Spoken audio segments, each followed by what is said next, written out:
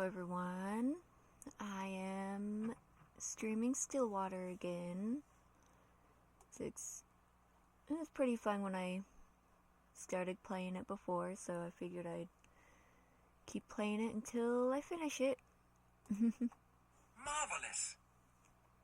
I need to turn my phone down again, I always forget to do that.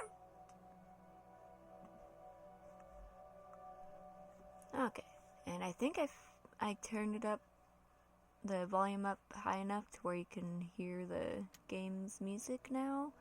So it wasn't high enough with my first stream of this game. So, yeah. You'll both actually hear. Wait, no, not start. Darn it. Ah. No. Menu. Load. There we go. Yes. Okay. Investigation start. The objective is to look around the area for objects to proceed story. Use the arrows or the arrow keys to move to a different area. Outlines will appear on a clickable object. On the top right is the hint button. Click it will highlight an object you missed. Oh, okay. Doggy, he's so cute. If I remember right, his name is Colby. Aw. Mr. Mortimer still sits motionless by the corner of the room, his gaze never leaving the rain. Huh. Anything else I can click on? Don't look like it. About the doggy. Aw, woof woof, so cute. Books that everything's covered in sheets. Well, whatever those are. Can't click on anything though. That way. Drawer, nope. Lamp, nope. Oh, flower vase. A delicate arrangement of violets and white roses. I love roses. They seem to be fresh and fairly new. Aww. Oh, the phone. An old rotary dial telephone. It looks like it's still in good use. Oh, wow.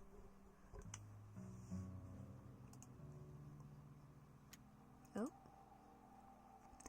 A large bookshelf stands close to the entranceway. It contains a couple of photo albums and a few phone books.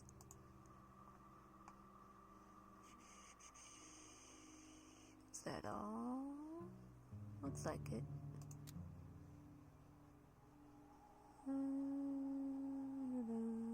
Can't click on anything in there. Did I click on everything? Oh, nope. Frames decorating the walls are covered in white sheets, veiled with a thin lining of dust on top of each one. Huh. Oh, welcome to my stream.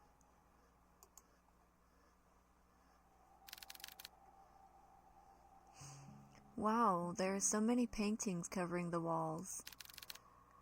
Are there more like this all over the house? Yes, my grandfather commissioned many back in the day. But sadly, he doesn't do that anymore. Nina, I can't help but notice the paintings are covered. How come? I did that. I covered them up for my grandfather's sake. For his sake? Yes, he was pretty obsessed with them, you see. There were times when he would mutter to himself and would just stare at the paintings for days on end. It worried me so much that I had to cover them all. Since then, he hasn't stared at any of them. He just sits quietly looking outside. I see. About the paintings, I also noticed they all have a similar theme. They all had water in them. I know this isn't a coincidence since you've told us before, but if there's anything you know, anything at all, then please tell me. Noah, can I ask you a question first? Sure, go ahead. Do you believe in mermaids? Ooh, mermaids. Mermaids? I don't suppose I do. Why? Casting her gaze to the floor, Nina anxiously fidgets and tightly clasps her hands together. She then briefly sighs and continues.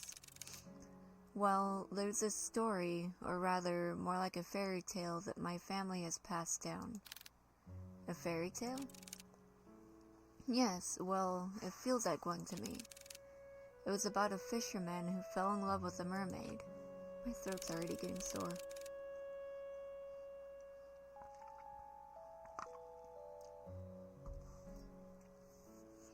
Every day and night, he would go out by the shore to gaze at her beauty, but one day she vanished, leaving him confused and heartbroken.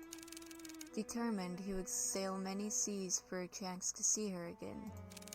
Sailing from coast to coast, new lands beyond and back, he would go. Not long after, fortune followed him all throughout his journey and made him one of the wealthiest and most highly respected in his village. However, despite all the wealth he gained through his travels, he never found the mermaid again. She would only be a dream, nothing more. And that's the end of the story. It doesn't end happily, but I guess there was a lesson behind all of it. I just never understood it. What do you think happened to the mermaid? Maybe a fisherman found her. I know it's an exaggeration, and yet I can't help but wonder. It's hard to say. I just feel bad for both of them. To be honest with you, I'm not a fan of sad endings. If it were me, I would wish the fisherman and the mermaid could see each other again. Or at least, that's what I think. Even if they weren't meant to be with each other? Yeah, I think so at least. I wouldn't want to imagine going through a journey all by myself.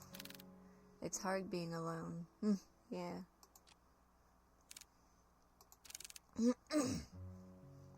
A journey all by yourself. Mortimer Estate, 11:30 p.m. Oh, looks like I'm the other guy now. After searching vigorously through each of the rooms, he knew his findings would eventually lead him here. Yep, this is it. Hugo walks towards the nearest lampshade and switches it on. That room looks like it's bigger than my whole trailer.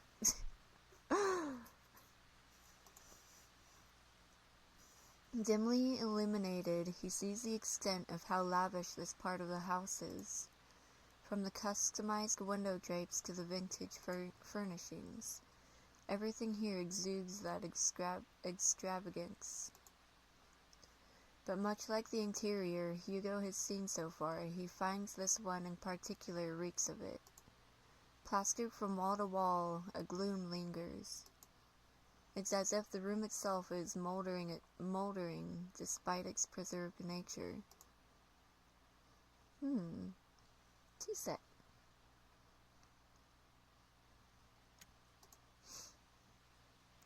A classic wooden chest lies at the foot of the canopy bed. Its lock still firmly holds, safeguarding whatever is inside. Can't check any of those. Okay, let's go left. Oh, picture frame. Aw, that's cute. An old photo of a lost time, a sweet summertime memory of a little girl with her beloved grandfather. Papers. Scattered pieces of paper, all forgotten, lie waiting on the cold floor. Heavily etched markings are found scrawled all over the papers. Book. A leather-bound journal rests on the edge of the table. Its pages are torn out so haphazardly that the bindings itself is starting to fall out. Oh, that's not good.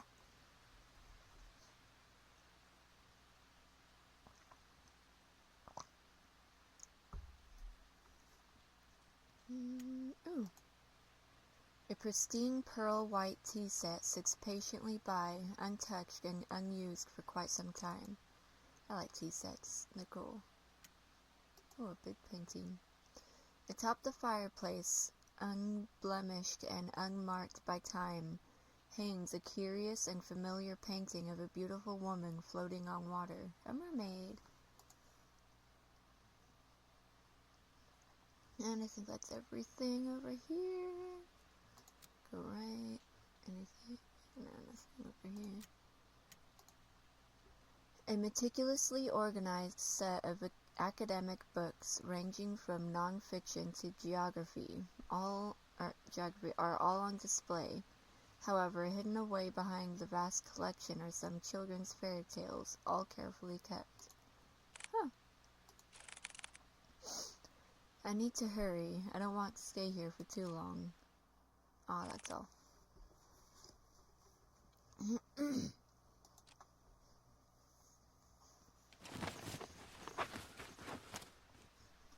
Going through something. He searches and still there is no sign of Lewis.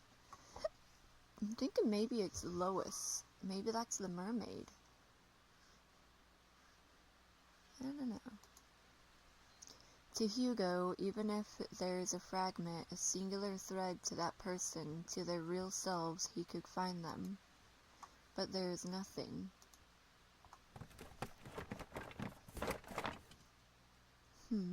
Not one thing pertaining to him. Oh, so maybe it is a guy? Oh, okay, so it's probably pronounced Lewis then. It's as if the thought of Lewis barely exists at all. What is going on? I clearly sensed that presence from before, but it's gone again. Darn it, I wish I had more time. No, calm down. It has to be here. I just need to focus. He ponders again, retracing every step and every little detail, hoping that he overlooks something. Yet all he knows is that the one tangible thing that connects him, that tethers so closely to this space and most of all to Henry, is the letter. Words of promise, of love, all delicately etched onto a page, but tainted with a powerful and dark emotion that has been festering for too long.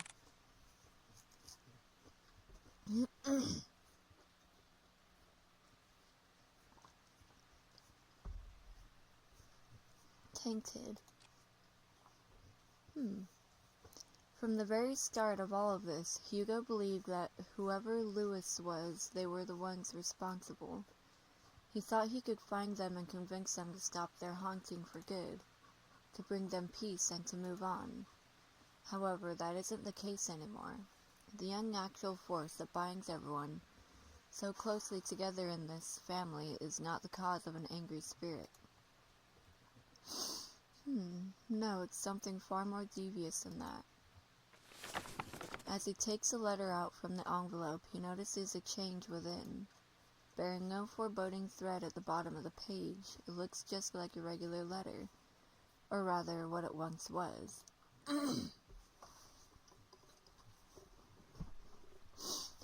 A sad and tragic love. If you can't come, then I understand. Things have gotten more complicated with your mother ever since you found out about us, right? So is that the mermaid then? I'm sorry, Henry, for everything. It hurts to see you so torn up like this. I would never hurt you or drag you along with me. If this is to be our farewell, then can I ask you one last favor? Could you keep my locket? I know this is selfish of me, but I'd like for you to have it. I'd be happy to know it's safe with you. My heart will forever be yours, Henry. With love always, Lois. So this was the true letter? A small warmth emanates from the paper, wrapping closely around his fingers, quiet and soothing. I don't know why my throat gets so sore when I'm reading out loud. I need to start talking more. The fragment Hugo was searching for. Lois, I'm sorry. You are also a victim in all of this too. Please, if you can hear me, I need your help. Without warning, the sound of a click can be heard across the bedroom. Oh, I bet you it's the chest. As if something unlocked itself. Hugo turns his head towards the sound and sees the chest. Yep. Unlike the other furniture, its dark and rustic features have not been maintained well, left to rot on its own. Suddenly, he stops at the sound of a voice, a sweet voice whispering to him, beckoning him towards the fireplace. Ooh. Come here, my dear, sweet boy.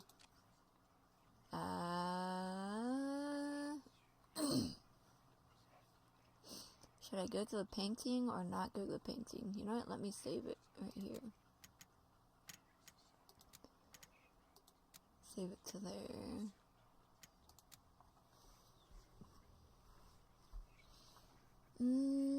I guess I'll go to the painting. Hopefully he doesn't die.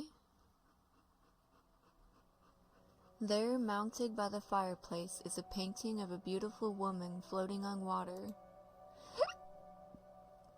Her pale skin is incandescent, brilliantly prominent against the contrast to the dark, murky waters that keep her hidden, keep her bound to the canvas. Bet you that's the one that wrote the letter, or at least supposed to be her. Hugo stares intensely at the picture. An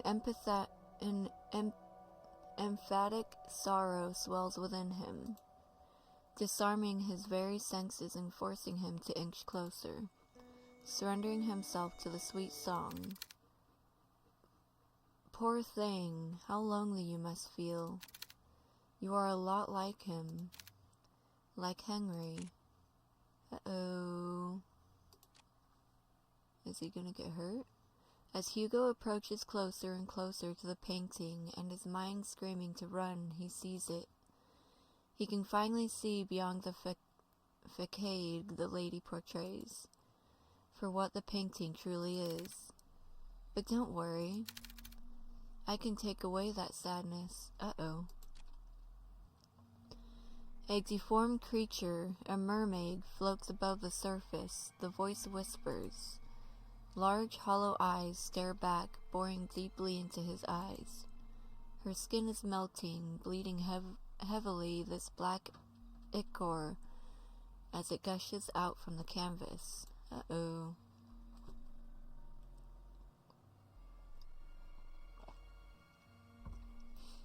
Some of it starts to hit not only the floor, but at Hugo as well.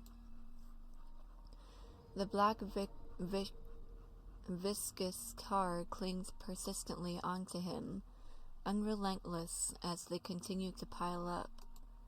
And then he feels it, what drew him initially to this thing. A deep sense of longing rushes through him, snuffing out what little control he had left. I think I picked a bad ending. Finally embracing this nature, to come home. Take my hand. Without hesitation, Hugo reaches out his hand while his body leans in closer to the mermaid. She grabs and pulls him in. Uh-oh. Not once looking back, he dives and follows after her. I think he just died. Returning to nothing. Did I just... Bad end beyond the painting? That's not good. A good thing I saved it, though. Okay. Let's just... load. Yeah, I'm gonna start saving it before... I bet you if I chose not to accept this case, it would have been like the first ending. You know what, maybe I'll go back and see real quick. So let's just click start. I'll keep skipping until I get to it and see what it does. Okay, reject the case. Let's see what that does. Hugo casts his face downward to stare directly at the ground in front of him, unable to look at Nina. The burden, the solitude, the madness, Hugo knows all of it too intimately. He suffers the same conflicts that weigh heavily on her mind. And yet, in spite of this, it is too much for him. Like walking along a tightrope with the ground void and unclear, vast and empty and dark. So very, very dark. No, I can still do it. We can still do this. Before he could respond, a distant voice so charming, so terribly commanding, binds him at the spot. Oh, it's already too late for them, you know. No, not here. A dull but yet distinct pulsating sound, so rhythmic in its tune, starts its maddening melody. From the top of his crown down to the base of his skull, he feels it, all present and daunting. Just let go, let me help you. No, I can do it, if you would just let me.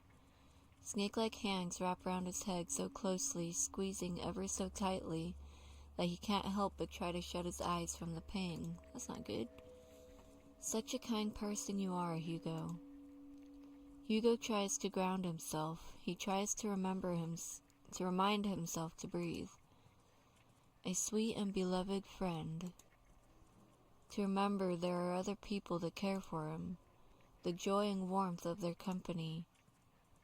I wish you could have done the same for me. To remember that he is here and present, that he is useless. Uh-oh.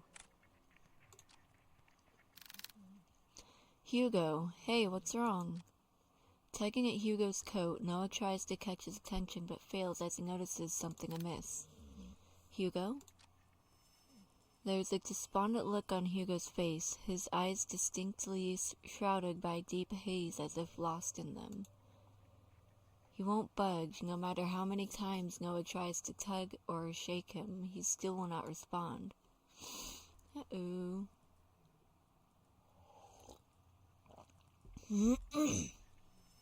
But for Hugo, he can hear everything. Like a paralysis he can't wake from, his body sits there, motionless and detached from everything. Desperate and concerned, Noah turns to Nina and ushers in a sincere apology. I'm sorry, Miss Nina, but I don't think we can help you at the moment. If you would just come back a bit later, then we can... No, it's fine. There won't be a next time. Hugo winces at her cold and blunt remark. No, wait, Miss Mortimer, please. Nina stands up abruptly from her seat. She wipes away the tears quickly from her reddened face with the sleeves of her coat, and looks down. Once more, her tense and cold front-like demeanor returns to the forefront, already trying to forget and move on. Without so much as a word, she slightly bows her head towards them and walks out of the office. Not once looking back. Bad end, pulling strings. Yep.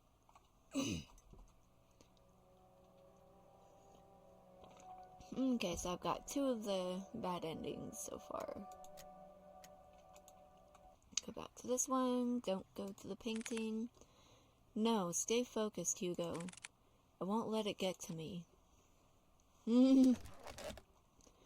Preparing himself, he heads towards the chest and opens it. Inside, scrambled together, are bunches of notebooks and small trinkets. Hugo continues to rummage through when he stumbles across an old newspaper article.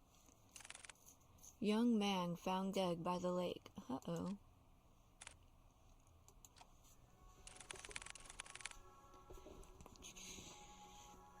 An unidentified young man was found on the morning of 3 days prior to his death, according to police.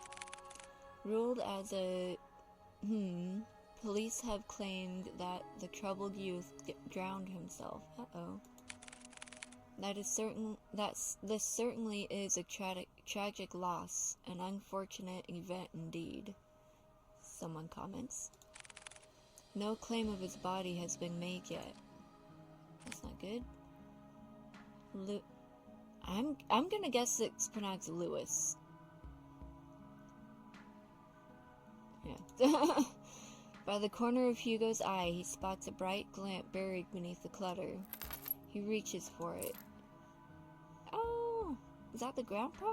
I think it is. A locket of brilliant gold shines unblemished, retaining a timeless luster. Inside, it safeguards a picture of a young man with glasses, smiling brightly. This must be the locket that he was talking about. It's so pretty.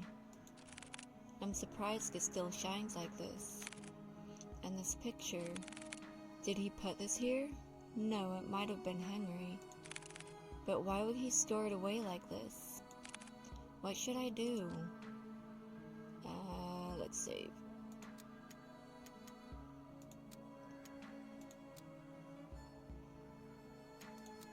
Okay, I guess I'll take the locket. I should probably hold on to this for now. Take it to him, please. Louis? A gentle but distant plea echoes in Hugo's heart. A forgotten ache of yearning and regret grips him deeply. Feelings not of his own start to rise like small ripples on a pond.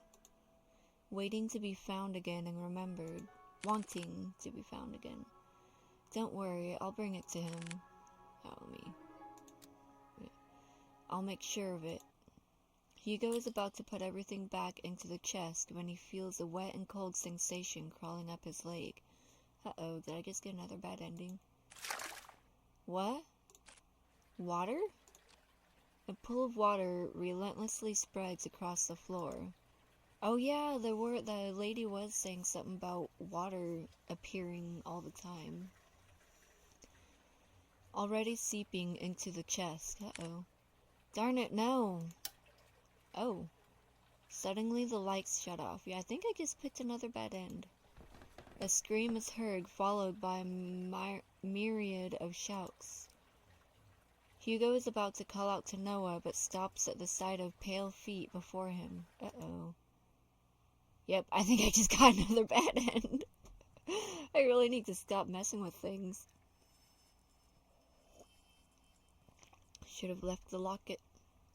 Looming over him stands a tall and ominous figure. His face is shrouded in complete darkness, devoid of any human emotion. It appears as a young man, but Hugo knows that it's far from it. No, this very thing is trying to imitate a human form. Trying to be human. Hugo could only stare back. Paralyzed with fear, he is forced to watch the horror as it slowly creeps towards him. It's just like before, the sensation of someone staring at him from within. But this time, it's drawing nearer, inching ever so slowly. The words to call out to Colby or Noah fail to reach out. Lodged in his throat, he struggles in pain. With his breathing shallow, he tries to force his body to move. And then it stops. Looking down at Hugo, filled with nothing but malice and contempt, it speaks. Uh-oh. Don't get in... Oh, wait. I think it said, don't get in my way. All of a sudden, the door to the bedroom slams shut and the entity disappears. The tension from his body finally releases its agonizing grip, and he gasps desperately for air. His vision blurs and his breathing is haggard. He staggers towards the door. He yanks at the handle several times, but it's tightly jammed. Shoot! Noah, Colby! To his dismay, he is only greeted with silence at the other end of the door. Darn it! From a distance, he faintly hears the sounds of Colby's relentless barking as it gets further away from the house. Uh-oh. Hugo rushes towards the window. He tries to pry it open, but just like the door, a heavy force prevents him from doing so. Like being underwater. Uh-oh. Yeah, I'm pretty sure I picked another bad end. His movements slow and drawn out, as if being dragged down by that thing.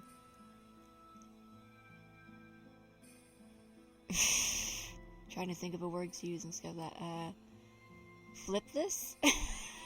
I'm sorry, I don't say bad words, so some of the scenes might, yeah, you guys can read it in your head, I guess. Frantically looking around the room, he spots a nearby chair. Without a moment sooner, Hugo grabs the chair and starts to strike the window. Bit by bit, the window cracks. Window's cracks get larger with each blow, splitting off smaller pieces. What the heck is that thing made out of? Still trying to catch his breath, he musters all the strength he has left for a final blow. Darn you, just break already! Clearing out the remaining glass shards, Hugo peers his head out to see any railing he can grab hold of. However, he discovers instead that the wall adjacent is covered in ivy. Despite how heavy the rain has drastically become, he reaches out for it, grabbing a handful of the vines. Carefully, he climbs out the window, gripping tightly and making sure he doesn't lose his footing.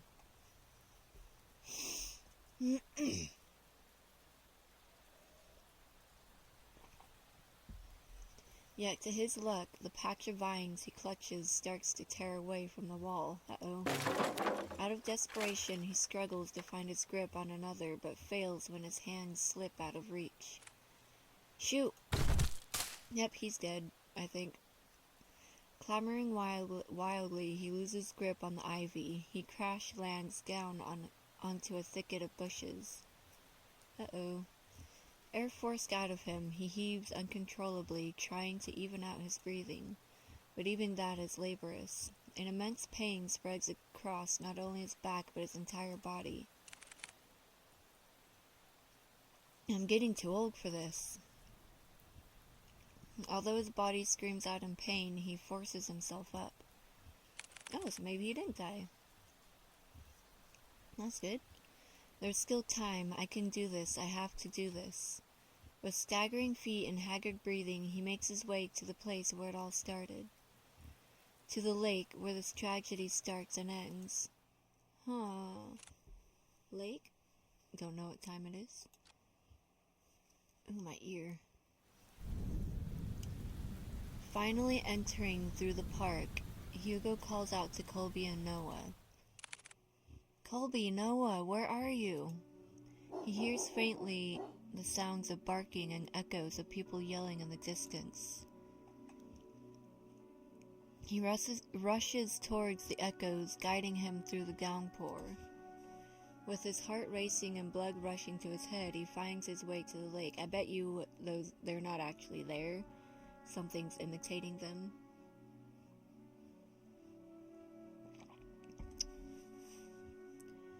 With his heart racing and blood rushing to his head, he finds his way to the lake. Drawing closer, he sees Nina giving chase to her grandfather. Oh?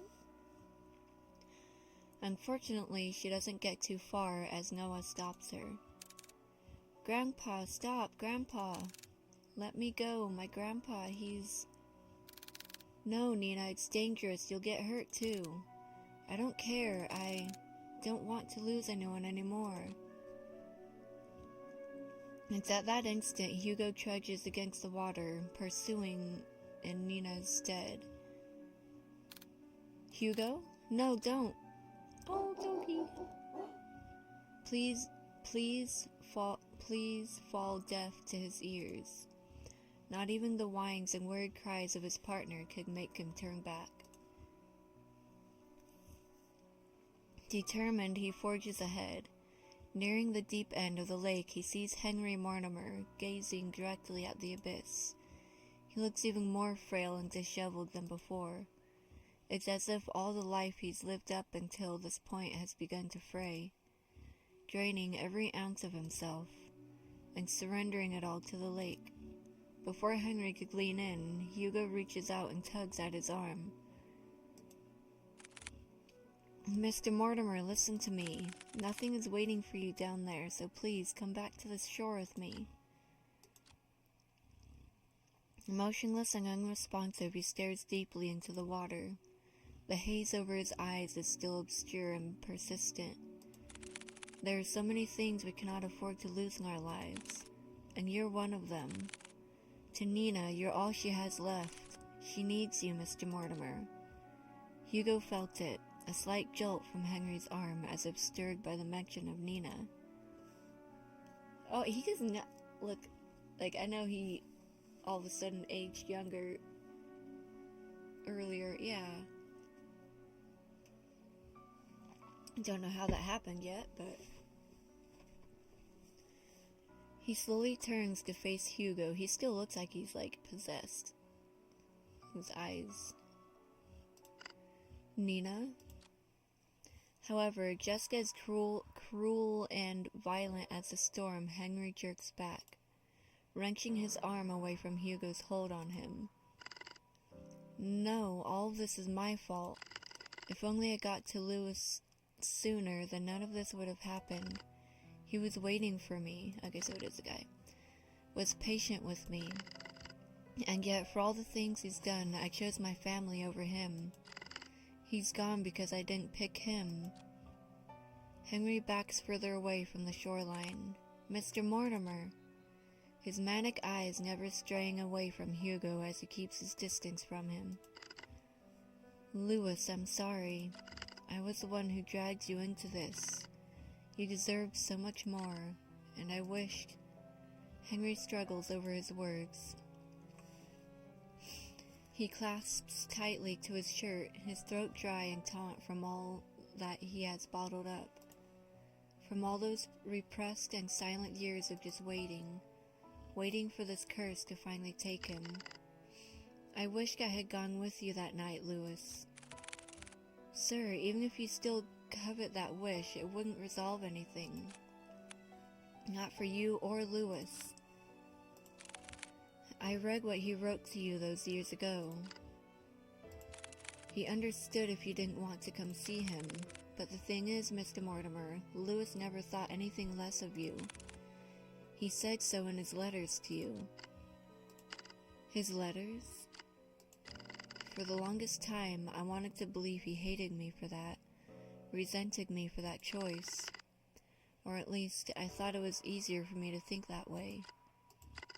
How long has it been since I talked about him? It's been too long, sir. But that's why you don't have to shoulder all that pain by yourself anymore. We can talk about it. About you and Lewis. All of it together. Hugo extends not only his hand to him, but a promise. A promise that Henry had yearned for so long. Had yearned for so long. A way to forgive himself. He hesitates at first. What fool believes in a deserved forgiveness? Such a thing doesn't exist. And yet, despite everything, Hugo still reaches out to him. To a stranger.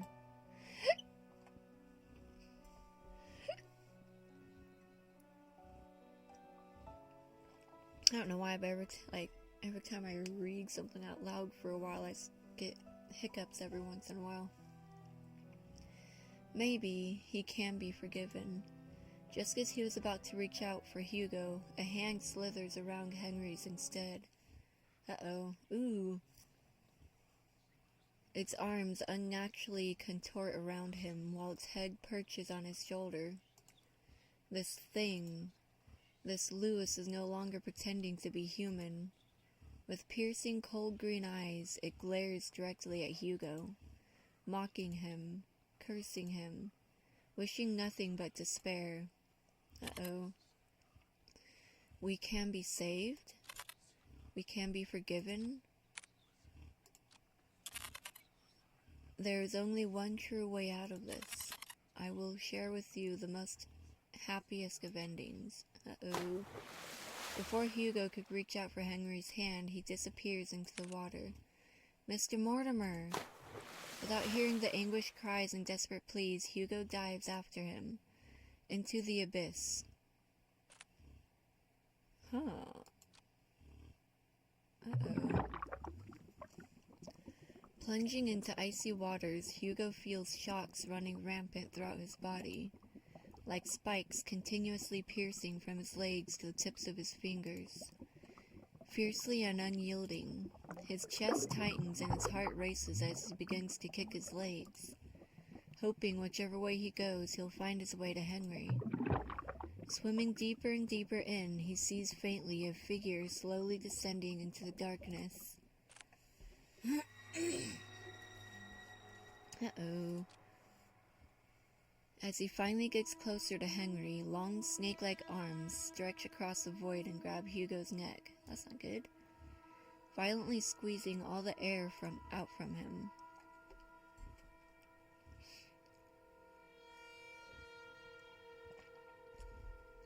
He tries desperately to wrench its hands away, but with each struggle, Hugo's movements begin to weigh heavier and heavier.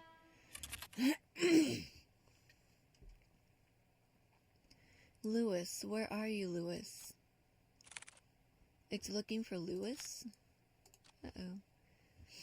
Digging deep into his coat's pocket, he grasps tightly in his hand the locket that Henry kept and had long forgotten. Wait a minute, so maybe this happens either way. If I picked not to take the locket, then maybe I would have gotten a bad end because he wouldn't have been able to take the locket out. Okay. Holding it out as it shines ever so brightly in the dark. Ah, there you are. It releases his grip on Hugo and instead reaches out for the locket. Taking this as a chance, he drops the chain and kicks with all his might to grab Henry's arm. With his heart and body screaming in pain, he swims desperately to the surface. Almost there. I just have to... As the lights from the surface begin to blur, Hugo makes one last attempt to reach for it. With his limbs worn out and his energy spent, this is all he can do. Oh, I bet you Noah will save him. Before he loses his consciousness, he notices a figure swimming towards them, getting closer and closer. And then everything fades to black. I bet you Noah dived in after him. Drifting along with what feels like an endless sea, Hugo courses through wave after wave. Courses? Not knowing where he's going or caring for that matter. All he knows is that he's very, very tired. How long has it been since he had a good night's rest? It's been too long. Maybe I should take that rest now. Nope, don't take that rest.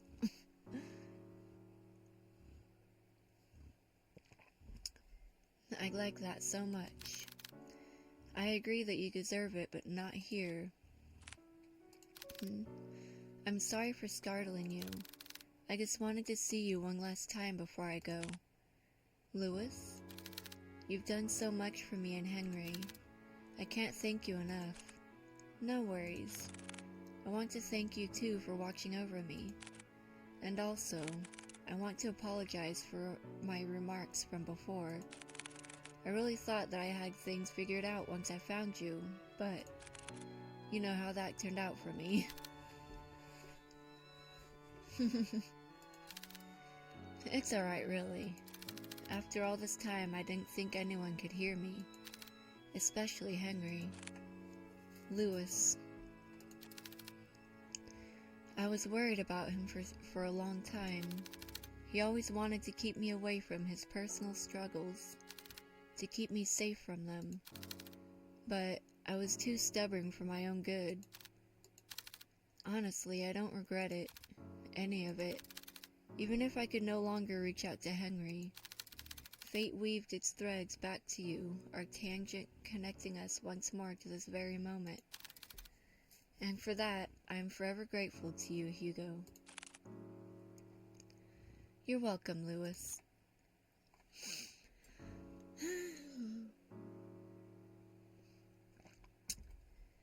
From a far-off distance, Hugo hears a voice crying out to him, beckoning for him to return. Well, they're waiting for you. I guess they really are, huh? Take care always, Hugo. You too, Lewis. Lake. With his eyes closed and his senses still returning, he feels the constant tugs and licks of a certain bloodhound. Oh, his doggy. Whining as he tries to wake up his partner. Hugo! He also hears another familiar voice, too annoyingly close for a comfort. Eyes shot right open, he jerks up. Confused, Hugo looks around before he coughs up the remaining water in his lungs. Noah! I knew he was the one that saved him. Are you alright? Noah starts to pat his back while Colby continues to whine over Hugo. What happened? Where's Mr. Mortimer? He's safe, so is Nina. They're both okay. The police and the ambulance should be arriving soon. Thank goodness.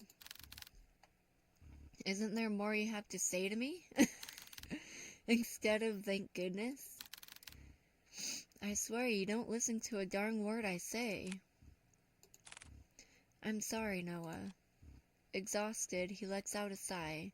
He then continues to pat Hugo's back aggressively when someone approaches them. Detective Laurent? Oh, Nina. There's someone I want you to meet. I bet you the grandpa aged back to his normal age.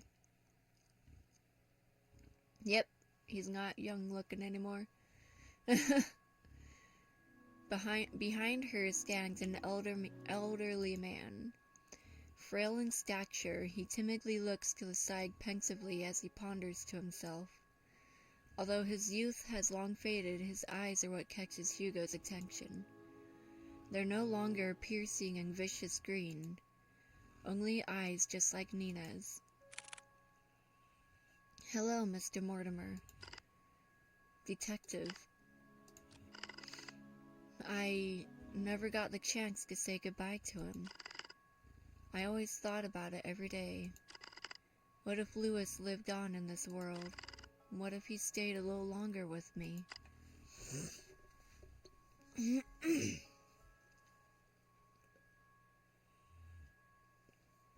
And there goes the last of my tea. It's because of that constant mindset I dragged everyone down. And I kept hurting not only me, but Nina especially. I was the one who kept hurting her, the one to blame for all of this. But you, someone that I've never met, still went out of your way to save me, not knowing my burdens or my faults. Thank you. Hugo reaches out to Henry and smiles brightly at him. It's my pleasure, sir. But before he lets go, Henry tugs at Hugo's hands one last time. I hope that someday you too will overcome it.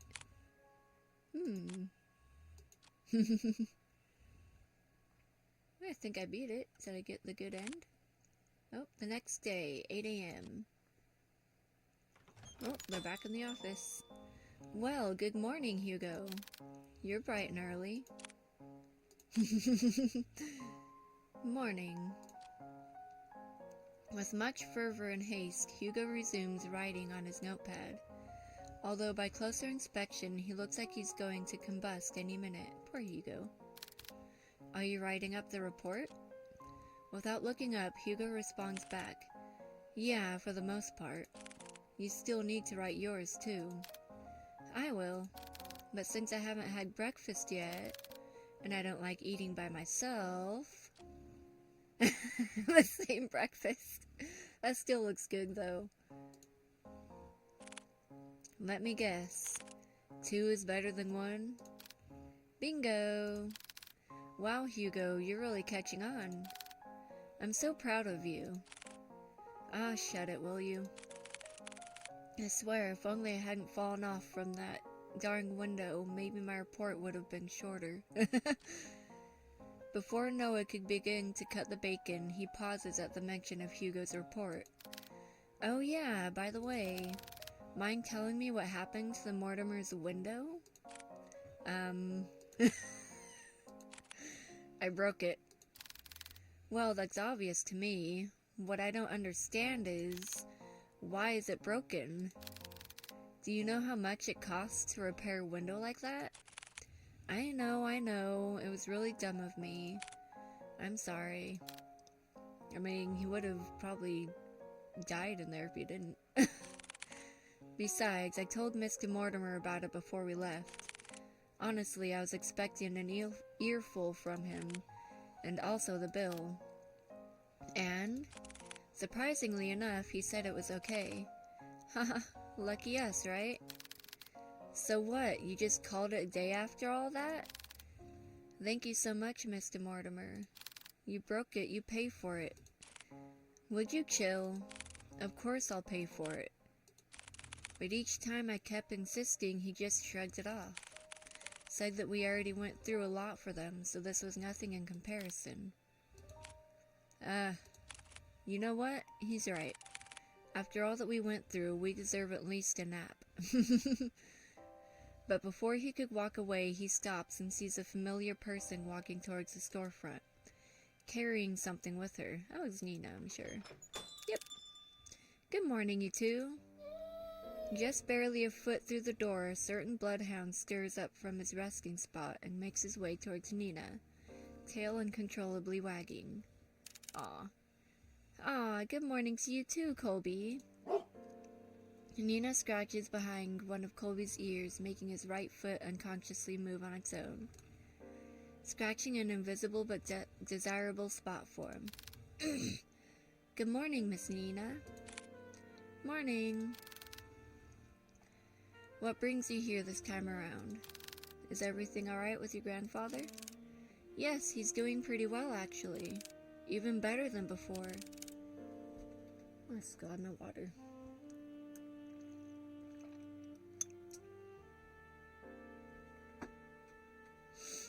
We talked so much last night, I hardly slept at all. But honestly, it's been a while since I last spoke to him so freely like that. I hardly felt tired at all. That's wonderful to hear. But there is something else I wanted to ask the both of you for. To put it bluntly, I need your help, again. If you two aren't busy, I would like some company eating these. Oh! Inside a clear plastic bag are a stack of 2 boxes placed on top of one another. Guessing maybe they're donuts? She opens a box on top and reveals a colorful array of neatly decorated donuts, all aligned perfectly. Yep.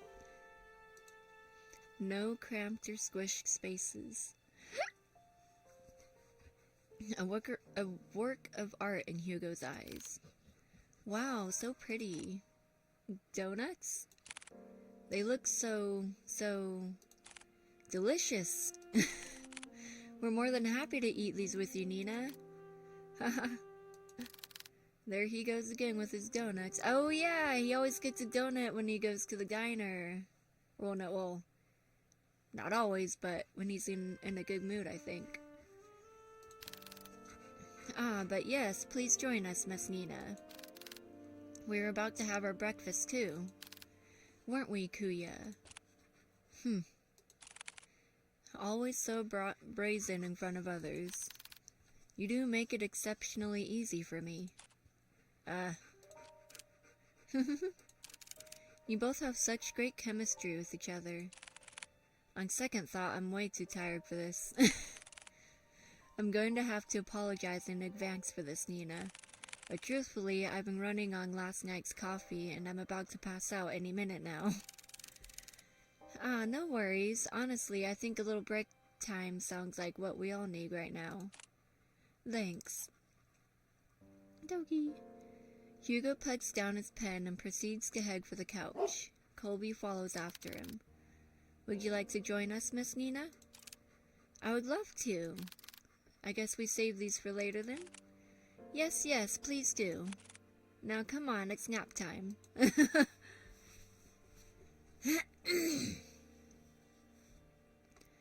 Noah sighs heavily before setting down the food on his desk. He then gestures Nina towards the sofa, in which she happily takes his offer and joins them. Oh, that's so cute! I love that picture. I'm getting old. I mean, you are old. That's nice. Shut it. This is really nice. Aw, good boy, Colby. Come here. Nina quietly coos at him and begins to scratch at the back of Colby's ears once more. That's so cute. Hugo leans a little closer to Noah, his voice above a whisper, but close enough for Noah to only hear him. You know, I'm glad that you came along yesterday. Oh, what's this? Are you getting chummy with me now? Call it chummy or whatever, but I really mean it. If you hadn't saved us back there.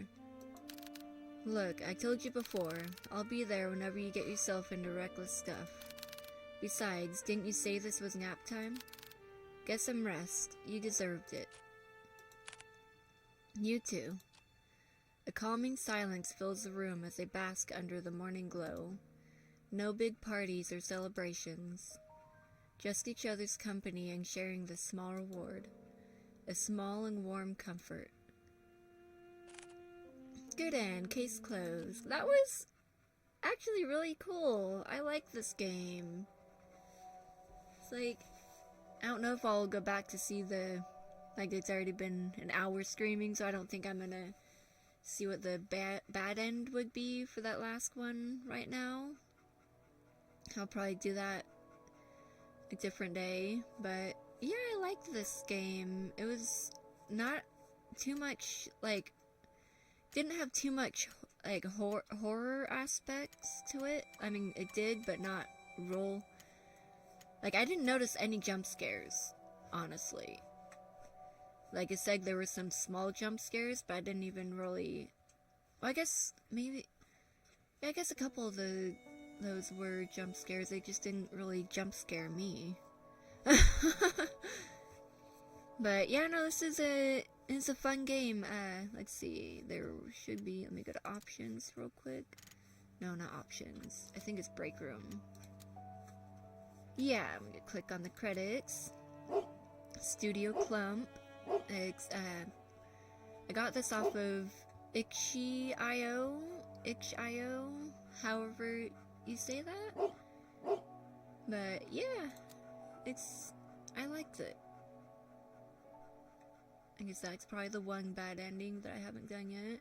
Oh, there's 3 endings I haven't gotten. Okay, well, I'll do those another time. Then there's a jukebox, a lot of songs. Okay, well, I hope everyone liked watching me play this. And I hope everyone has a lovely day or night. And I will talk to you all later.